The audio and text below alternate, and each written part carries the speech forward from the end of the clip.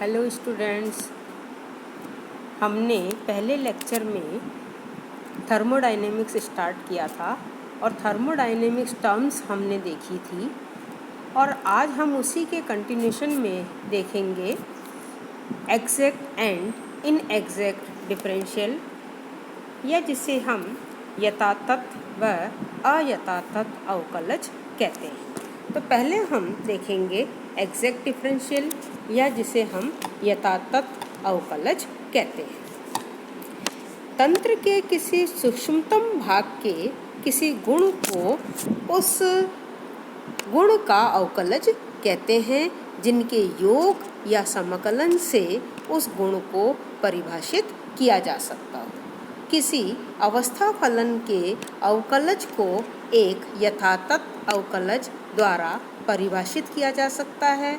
एक यथातथ अवकलज किसी परिमित अंतर में जुड़ सकता है और यह समाकलन के पथ पर निर्भर नहीं करता है। यानी हम यूँ कहें कि एक एग्जैक्ट डिफरेंशियल किसी फाइनाइट डिफरेंस में जुड़ सकता है जो इंटीग्रेशन के पाथ पर डिपेंड नहीं करता है। अतः अवस्था फलन आंतरिक ऊर्जा के परिवर्तन को हम निम्न अवकलज द्वारा दर्शा सकते हैं। जैसे हम यहाँ पर देख रहे हैं, विदिन लिमिट 1 to 2 DE, या जिसे हम इस तरह से डेल ई लिख सकते हैं। इसका जो आएगा वर्जन वो डेल ई आएगा, तो हम इसको इस तरह से भी लिख सकते हैं।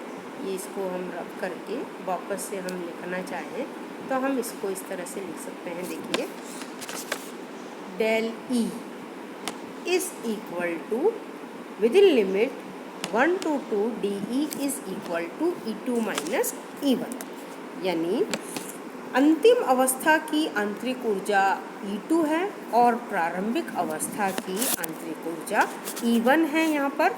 और ये जो डेल E है ये इन दोनों ऊर्जाओं का अंतर है। इसके विपरीत यहाँ पर हम देखते हैं इनएग्जैक्ट डिफरेंशियल। इस उपयुक्त के विपरीत एक पथ फलन के अवकलज को अयथातथ अवकलज द्वारा परिभाषित किया जा सकता है।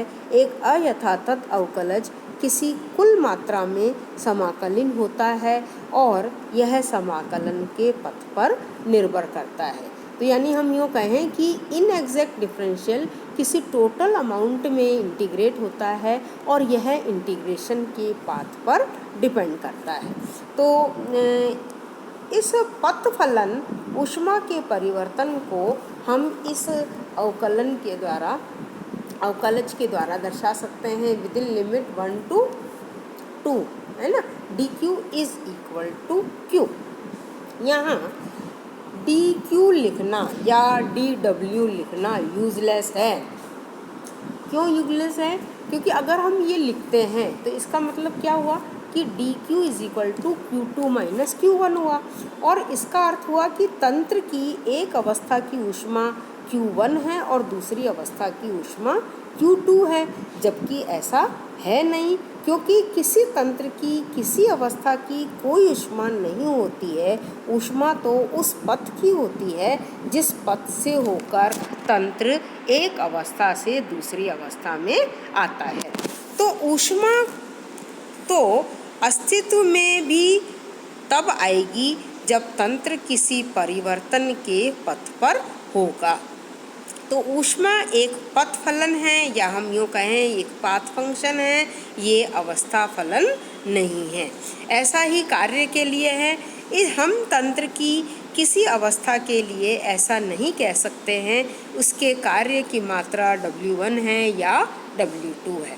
हाँ, यह कह सकते हैं कि तंत्र की इस अवस्था से, यानी माना कि एक अवस्था से दूसरी अवस्था 2 में आने में, अर्थात उस पथ में W1 कार्य हुआ है या W2 कार्य हुआ है, क्योंकि ऊष्मा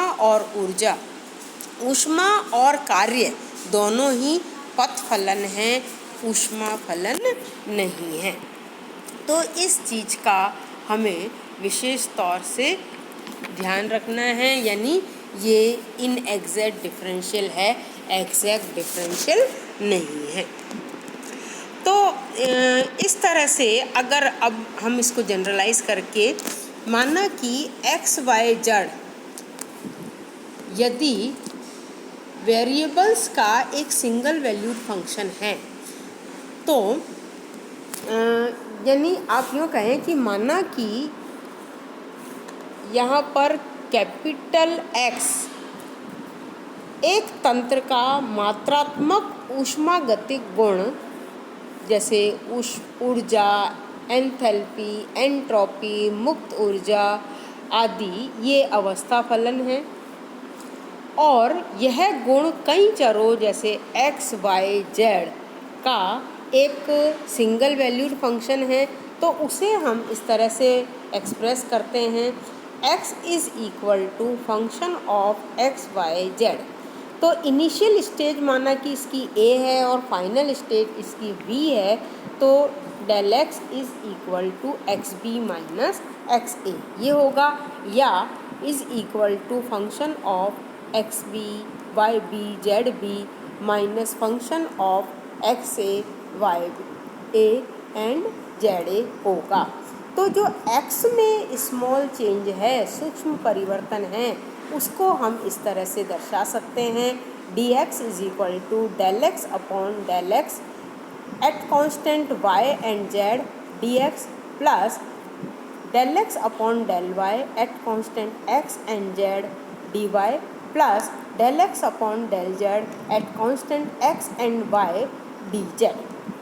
तो यहाँ पर जो dx है ये स्टेट फंक्शन है, इसका एक ये जो डिफरेंशियल है, और यहाँ ये जो हमने del x upon del x या del x upon del y या del x upon del z ये जो लिखा है ये पार्शियल डिफरेंशियल है।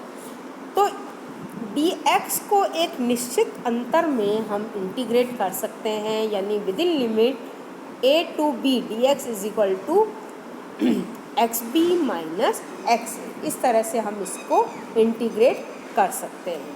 तो किसी गैसियस सिस्टम के लिए जो थर्मोडाइनेमिक प्रॉपर्टीज़ हैं जैसे internal energy, enthalpy, entropy, Gibbs free energy, उनको हम कैपिटल एक्स से शो करते हुए हम इसको इस तरह से एक्सप्रेस कर सकते हैं, और उनकी वैल्यू टेम्परेचर, प्रेशर और वॉल्यूम में से किन्हीं दो वेरिएबल्स से एक्सप्रेस इन दो पर डिपेंड करती है, यानी टेम्परेचर प्रेशर पर या प्रेशर वॉल्यूम पर, इस तरह से इनकी वैल्यूज़ डिपेंड अगर करती है। तो मान लो इस x की वैल्यू जो है वो वॉल्यूम और प्रेशर पर डिपेंड कर रही है, तो हम ये लिखेंगे x is a function of volume and pressure v and p।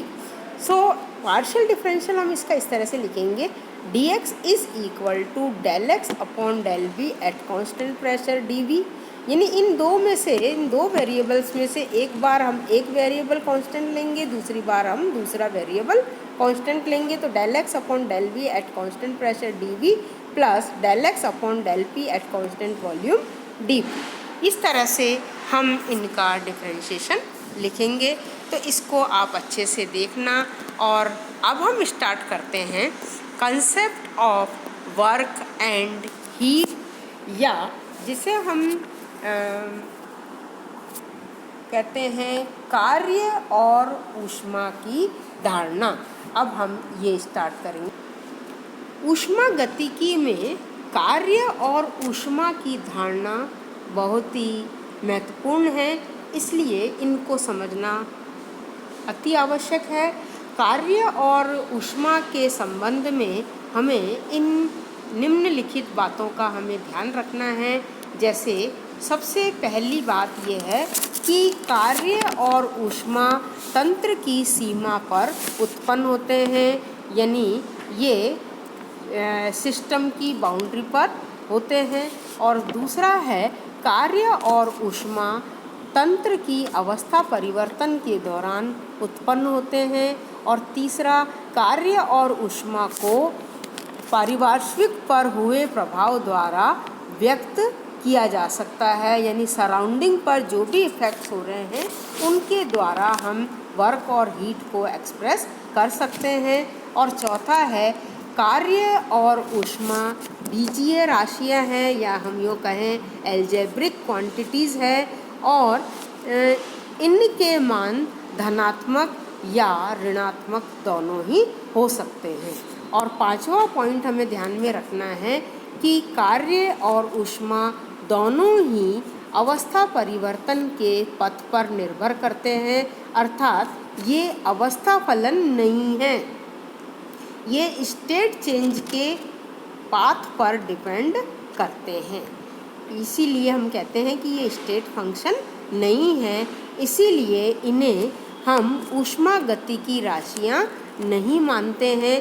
कुछ विशेष परिस्थितियों को छोड़कर न तो ऊष्मा और कार्य का अवकलन और न ही dq और dw का समाकलन किया जा सकता है। इसीलिए dq और dw को हम इनएग्जैक्ट डिफरेंशियल या अयथातथ अवकलज कहते हैं। तो अयथातथ अवकलज को इस डेल के द्वारा हम एक्सप्रेस करते हैं, यानी इस डेल का उपयोग करके हम लिखते हैं, जैसे डेल w, डेल q, इस तरह से हम लिखते हैं। वैसे जनरली जो हम चलन में है वो ये है कि जनरली हम इस वर्क और हीट को dw और dq के द्वारा एक्सप्रेस करते हैं। तो यहाँ तक आप इसको ध्यान से समझिए और आगे का हम 1 बाय 1 कार्य की धारणा और ऊष्मा की धारणा को डिटेल में पढ़ेंगे। Thank you.